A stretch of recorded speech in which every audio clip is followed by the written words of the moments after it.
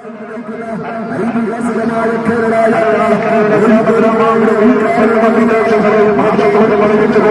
ആവേശകരമായ സ്വീകരണങ്ങൾ ഏറ്റുവാങ്ങി കൈക്കുഞ്ഞുങ്ങളുടെ ഉമ്മമാരുടെ അമ്മമാരുടെ സഹോദരന്മാരുടെ അഭിവാദ്യങ്ങൾക്ക് പ്രതിവാദം ചെയ്തുകൊണ്ട് ഈ വാഹനത്തിന്റെ തൊട്ടുപിറകിലായി കടന്നു വരുന്നു.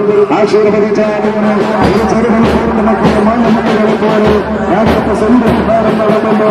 രാജ്യത്തിന്റെ ഗുണനാഥകളിൽ സൗഹൃദാന്തരീക്ഷത്തിൽ ചരിത്രബോധങ്ങൾ സൃഷ്ടിക്കുവാൻ ശ്രമിക്കുന്ന നിർദ്ദേശങ്ങൾക്ക് ശക്തമായ ജാഗ്രത സമർപ്പിച്ചുകൊണ്ട് സൗഹാർദ്ദത്തിന്റെ കാഹളങ്ങൾ തെറ്റിച്ച് സമത്വത്തിന്റെ മന്ത്രധ്വനിയുടെ മുടക്കിക്കൊണ്ട് സമന്വയത്തിന്റെ പാരാട്ടപ്പാട്ടുണ്ടാകും ഭയങ്കരമായ ജനനായകൻ ഇന്ത്യ കുഞ്ഞാലിക്കുട്ടി സ്വാഗതം കേരള യാത്ര. പ്രിയമുള്ളവരെ, പ്രിയപ്പെട്ടവരെ, ഇന്നത്തെ വിദഗ്ധാരകളെ ധന്യമാക്കി ആവേശകരമായ സ്വീകരണങ്ങൾ ഏറ്റുവാങ്ങി പ്രിയങ്കരനായ ഇ.ടി. മുഹമ്മദ് ബഷീർ എം.പിയുടെയും പ്രിയപ്പെട്ട പി.കെ. കുഞ്ഞാൻ പ്രിയങ്കരനായ ഇ.ടി. മുഹമ്മദ് ബഷീർ എം.പിയുടെയും എ.പി.എ. മജീദ് സാഹിബിന്റെയും ഡോക്ടർ എം. കബീറിന്റെയും ഉമ്മമാരുടെയും അമ്മമാരുടെയും സഹോദരിമാരുടെയും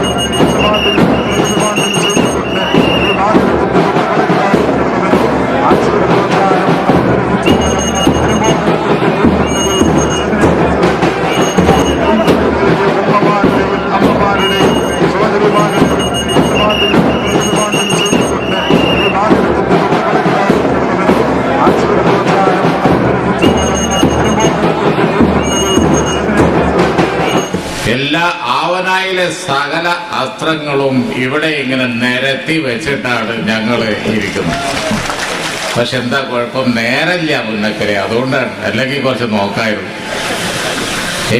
ഞാനിതിന്റെ കൂടെ പോയല്ലേ പറ്റുള്ളൂ.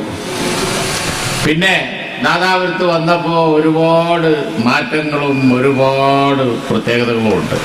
ഞാൻ നിങ്ങളെ അഭിനന്ദിക്കുകയാണ്. ഒന്ന് കിലോമീറ്ററുകൾ താണ്ടിയുള്ള ആ നീണ്ട ജാഥയുടെ വരവ് അതങ്ങേയറ്റം മനോഹരമായിരുന്നു. ഞാൻ അതിന് നന്ദി പറയും. പ്രധാനമായിട്ട് അതാണല്ലോ നമ്മുടെ ജാഥ. അതിന് ജില്ലാ നേതൃത്വം കൊടുത്ത വരവേൽപ്പും ആ വരവും അതിൽ അച്ചടക്കവും ഒക്കെ. ഞാനിപ്പോ നേരത്തെ മുനീറിനോട് പറയുകയാണ്, നമ്മൾ വന്നിരുന്നതിന് ശേഷം ഒരു പറ്റം വെള്ളക്കൊക്കുകൾ ഇതിന്റെ ചുറ്റും ഇങ്ങനെ പറക്കുന്നുണ്ട്. ഇതെന്തിനാണ് ഈ വെള്ളക്കൊക്കുകൾ? ഇപ്പല്ല, മേലോട്ട് പോക്കല്ല, ഇപ്പൊ നിർത്തിയവര്. കുറച്ച് നേരത്തെ ജീവനുള്ള വെള്ളക്കൊക്കുകൾ ശബരിമലയിൽ പരുന്ത് വട്ടിട്ട് പറക്കുന്ന പറഞ്ഞാല് നാദാപുരത്ത് നമ്മളെ യാത വന്നപ്പോ ഏതാനും വെള്ളക്കൊക്കുകൾ ഇങ്ങനെ പറക്കുന്നതിന്റെ കാരണം എന്താണ് പറഞ്ഞൂടാ, നമുക്ക് പറഞ്ഞൂടാ. കാരണം എന്താ വെച്ചാ അള്ളാന്റെ രഹസ്യം പലതും ഇപ്പോഴും നമുക്ക് അറിഞ്ഞൂടാ. പക്ഷികൾക്ക് മനുഷ്യന്റെ ബിഹേവിയറുമായിട്ട് എന്ത് ബന്ധം ഉണ്ട്, അതിനെപ്പറ്റി റിസർച്ചോ അതുപോലെ തന്നെ ബാക്കി കാര്യങ്ങളോ നടന്നതൊന്നും പൂർണ്ണല്ല.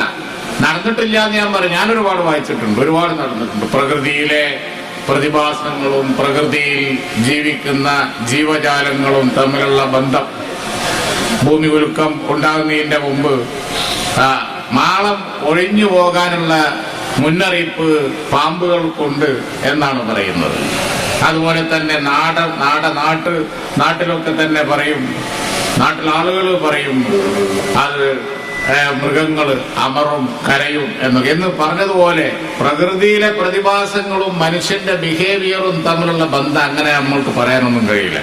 കൊക്കുകൾ എന്തിനാ പറഞ്ഞത് നമുക്ക് അറിഞ്ഞുകൂടാ, അത് രഹസ്യം തന്നെയാണ്. അവർക്ക് റീസൺ ഉണ്ടല്ലോ, ഒരുപാട് പ്രാവശ്യം നടന്നു. ഞാൻ വിചാരിച്ചു വെള്ളക്കുപ്പായക്കാർ അനവധിയുണ്ട്, അത് കണ്ടിട്ട് നമ്മളെ കൂട്ടത്തിൽപ്പെട്ട പോലത്തെ ആണോ എന്ന് ഇങ്ങനെ. നീ അതൊന്നുമല്ല, കുറെ ആലോചിച്ചപ്പോ എനിക്ക് പിടികിട്ടി. ഈ തവണ ജാഥ വന്നപ്പോ വെടി പൊട്ടിയിട്ടില്ല, പടക്കം പൊട്ടിച്ചിട്ടില്ല. നാദാപുരത്തുകാർ മാറ്റാണത്. നമ്മൾ പറഞ്ഞിരുന്നു അത് അനാവശ്യമാണ്, അത് വേണ്ട, അമിതമായ അങ്ങനത്തൊന്നും വേണ്ട.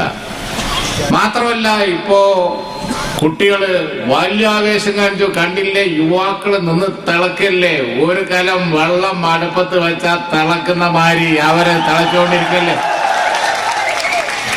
ഇന്നലെ ഞങ്ങള് കൂത്തുപറമ്പിലെ സ്വീകരണത്തിന് വേണ്ടി പോയപ്പോ ഞങ്ങൾ തന്നെ ശരിക്കൊന്ന് ബേജാറായി. എന്റെ വണ്ടിയിലുണ്ടായിരുന്ന ആളുകള് ഇതായിരിക്കുന്നുല്ലേ, പാവമൊക്കെ പേടിച്ചുപോയി. ആകെ പേടിച്ചു, എന്താ ഉണ്ടാകുക എന്നല്ല, ഒന്നും ഉണ്ടാവില്ല, സമാധാനമായിട്ട് ഇരുന്നോടി എന്ന് ഞങ്ങൾ അങ്ങോട്ടും ഇങ്ങോട്ടും പറഞ്ഞു. കാരണം അല്ല, മീനായാലും അവിടെയും ഇവിടെയൊക്കെ ഉണ്ടാകണം ദുരന്തം. പക്ഷേ അവരുടെ കുട്ടികളുടെ ഒരു ഡിസിപ്ലിൻ ഉണ്ടല്ലോ, അത് വളരെ മാറി. നാദാപുരത്ത് അത് വളരെ വളരെ അത്യാവശ്യമാണ്, അനിവാര്യമാണ്. സംസ്ഥാന മുസ്ലിം ലീഗ് കമ്മിറ്റി ഡിസിപ്ലിൻ പാലിക്കണം, പിടിപൊട്ടിക്കലും ബാധുള്ളത് അങ്ങനത്തെ ഒന്നും വേണ്ട എന്ന് പറഞ്ഞപ്പോ ഈ തവണ ജാഥയിൽ വളരെ വളരെ വളരെ അപൂർവമായിട്ട് മാത്രമേ അത്തരത്തിലുള്ള കാര്യങ്ങളൊക്കെ കണ്ടുള്ളൂ. നമ്മുടെ ഏറ്റവും വലിയ മാറ്റമാണ്. ഈ നാട്ടിൽ പ്രവർത്തിക്കുന്ന സാമൂഹ്യ സാംസ്കാരിക സംഘടനകളും മതസംഘടനകളും ഒക്കെ ഇത് നോട്ട് ചെയ്യണം, രാഷ്ട്രീയ പാർട്ടികളും നോട്ട് ചെയ്യണം. കാരണം എന്താ, ഞങ്ങൾ ഈ സമൂഹത്തെ കൊണ്ടുപോകുന്നത് നല്ല വഴിക്കാണ്, ആർക്കും യാതൊരു സംശയവും വേണ്ട, നല്ല വഴിക്കാണ്. നാദാപുരം എന്തെല്ലാം കണ്ടതാണ് നാദാപുരം, എന്തെല്ലാം വിഷമങ്ങൾ ഉണ്ടായിട്ടുണ്ട്. ആ വിഷമങ്ങളിൽ അതുണ്ടോ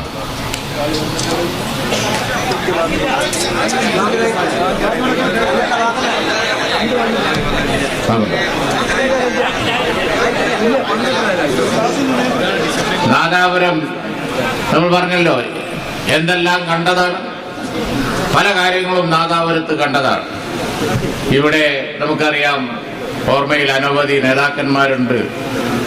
പോക്കർ ഹാജി, VK പുറം നമ്മളെ തറുവയാജി, അതുപോലെ അസമാസ്, കുഞ്ഞഹമ്മദ് മാസ് മുസ്ലിം ലീഗിന് വേണ്ടി സേവനം ചെയ്ത അനവധി നേതാക്കൾ, പല പേരുകളും പറയാൻ കഴിയില്ല, വിട്ടുവും അനവധി പേരുകൾ അതിന് മുമ്പും അതിൻ്റെ ഇടക്കും ഒക്കെ അനവധി പേരുകൾ മുസ്ലിം ലീഗിന് വേണ്ടി ത്യാഗം ചെയ്ത നേതാക്കന്മാരുണ്ട്.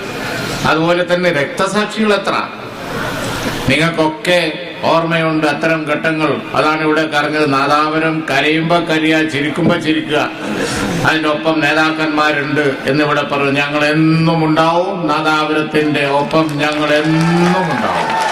പക്ഷെ ഞങ്ങളുടെ മോഹം നാദാപുരം എപ്പോഴും ചിരിക്കണം എന്നുള്ളതാണ്.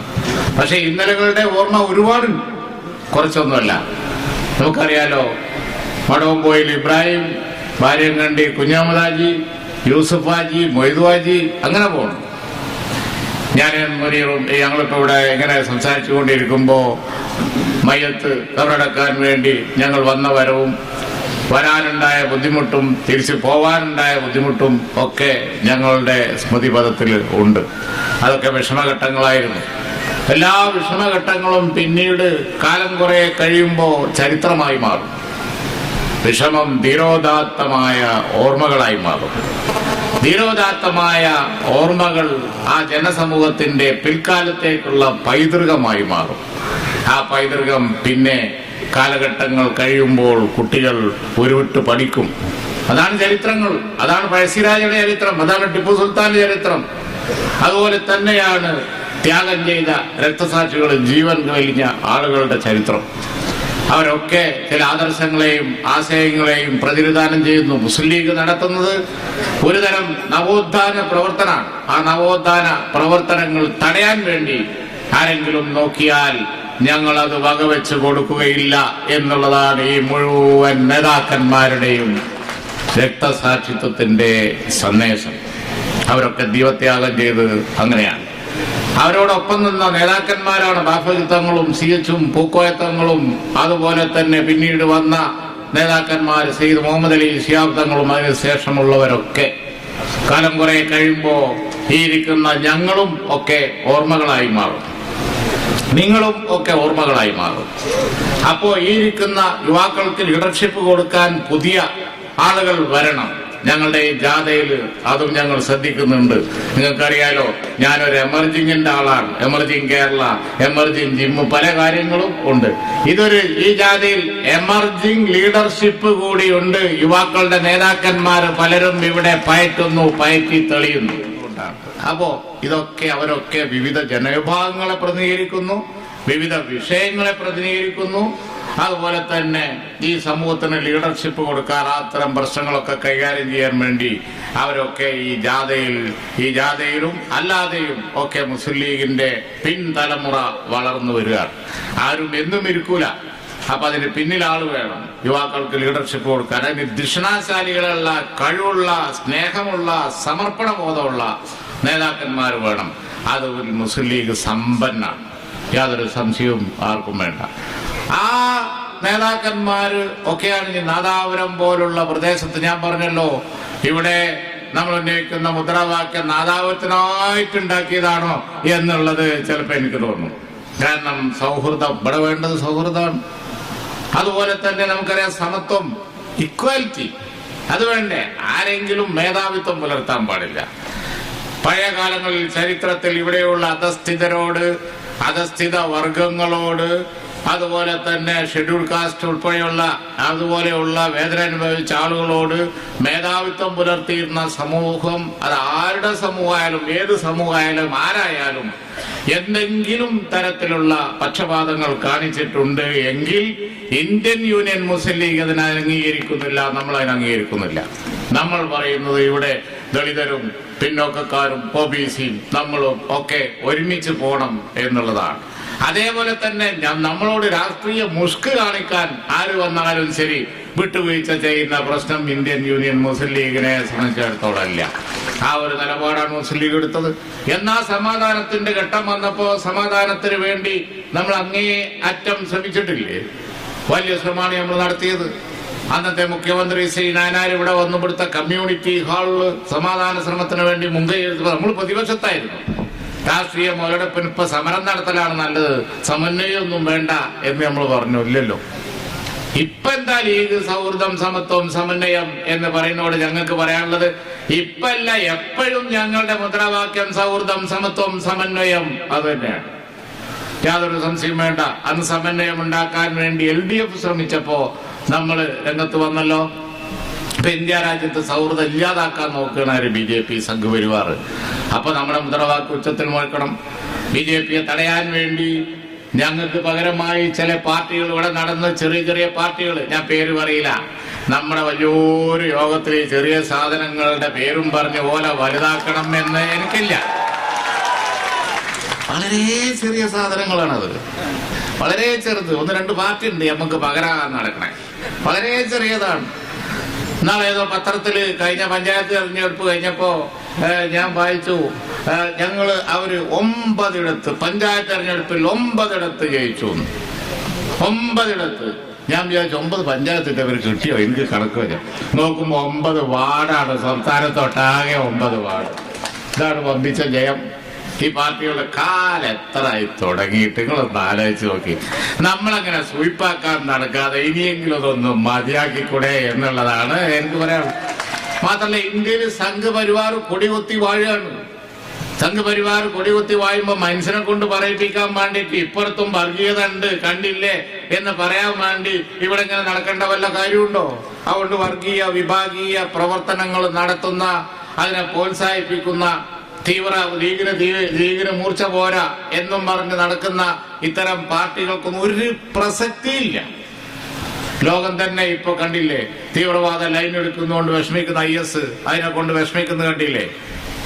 പ്രസക്തി ഒരു കാര്യത്തിനേ ഉള്ളൂ, മതബോധത്തോടു കൂടി യഥാർത്ഥ ഇസ്ലാമിന്റെ വീക്ഷണങ്ങൾ മനസ്സിലാക്കി മതപ്രവർത്തനം നടത്തുക. അതാണ് മതപരമായി നോക്കിയാൽ ശരി. അല്ലാതെ ഭൗതികമായി നോക്കുകയാണെന്നുണ്ടെങ്കിൽ മനുഷ്യനിൽ കൂടിയിരിക്കുന്ന കഴിവുകൾ ചില്ലറ വല്ലതാണോ? ഞാൻ പക്ഷികൾ കൂട്ടിട്ട് വറക്കുന്നതിനെ പറ്റി പറഞ്ഞു. അതുപോലെ എന്തെല്ലാം ഇനി നിരീക്ഷിക്കാൻ കിടക്കുന്നു ലോകത്ത്. ഇപ്പൊ കാണില്ലേ നമ്മുടെ സ്മാർട്ട് ഫോണിൽ എന്തൊക്കെ ആപ്ലിക്കേഷൻസ് ആണ്. ഇത് ഇതിലൂടെയാണ് വരുന്നത്, അന്തരീക്ഷത്തിലൂടെയാണ് വരുന്നത്. പണ്ടുള്ളവർക്ക് അറിയായിരുന്നോ അന്തരീക്ഷത്തിലൂടെ എന്നൊരു സാധനം വരും? നമ്മുടെ സാറ്റലൈറ്റിലൂടെ ലോകം മുഴുവൻ കമ്മ്യൂണിക്കേഷൻ പോവും. ആഫ്രിക്കയിലോ അമേരിക്കയിലോ ഏതെങ്കിലും ഒരു മൂലയിൽ ഇരിക്കുന്ന ആളുകളോട് നീ ഇപ്പൊ എവിടെയാണ് എന്ന് ചോദിക്കാൻ പറ്റും എന്നുള്ളത് പണ്ടുള്ളവരോട് പറഞ്ഞാൽ അവർ വിശ്വസിക്കുവോ? ഏത് ജനക്കൂട്ടിലാണെങ്കിലും ശരി, ഹജ്ജ് നടത്തിക്കൊണ്ടിരിക്കുകയാണെങ്കിലും ശരി, അതിന്റെ ഇടയിൽ ഒരാളാ എനിക്ക് സ്വന്തം തന്നെയല്ലേ, ആ നല്ല സ്വന്തം തന്നെയാണ് ഉംറന്റെ ഇതിന്റെ തിരക്കിലാണ്, വെച്ചാളട്ടോ ചേച്ചു. ലോകം അവിടെ എത്തിയില്ലേ? ചിത്രം വരുന്നു, മനുഷ്യന്റെ ചിത്രം. നിങ്ങൾ ആലോചിച്ചോക്കണേ, ഒരു 100-100 കൊല്ലം മുമ്പ് ഈ ജാതി ഒരു ചിത്രം മാറ്റപ്പോ TV കാണുന്ന ചിത്രം മാറ്റം അവിടെ ഉറങ്ങിക്കിടക്കണതിന്റെ മുമ്പ് പെട്ടെന്ന് വന്നാൽ ഓന്റെ കാറ്റ് അതോടുകൂടി പോകും.